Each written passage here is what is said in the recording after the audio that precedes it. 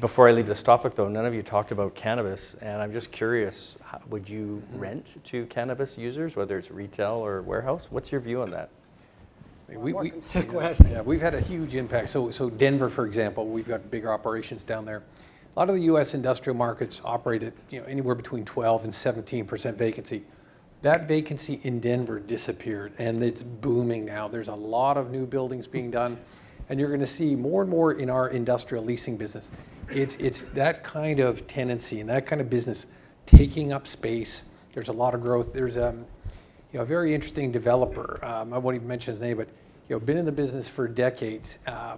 In 40 years of building industrial, building office, he's been one of the primary shareholders in Canopy. He's made way more money in 2 years in cannabis than he's done in his whole real estate career.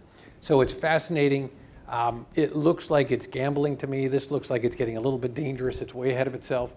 So it is affecting our industrial markets because we're moving a lot. But what I lease to them, the tough thing is they do create a lot of humidity. So they can really wreak havoc on a building. So you need to be on top of who the tenant is, are they doing it properly, and be really careful around them. Armin or Joe? Yeah, I'm not saying it's good for our country, to go that direction. I don't see how that's how we become more competitive versus emerging markets and other markets and economies.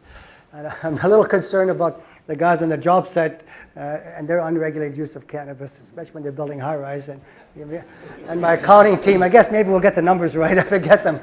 If I get them to feed them enough marijuana cookies.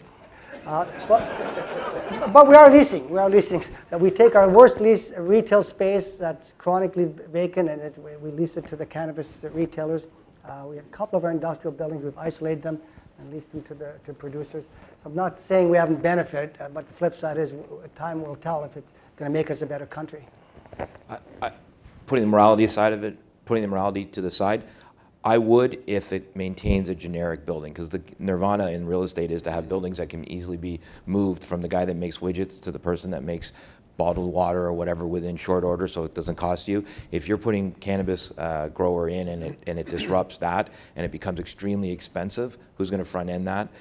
If there is an economic way to do it, then fine. If not, and it's on the landlord, then I'd probably pick another tenant, especially in this market when tenants are knocking on doors at an ever-increasing pace. I'd probably go another route. But it's not about the morality of cannabis or not. It's just about the reality of wanting to keep a building that's easily leasable to other tenants.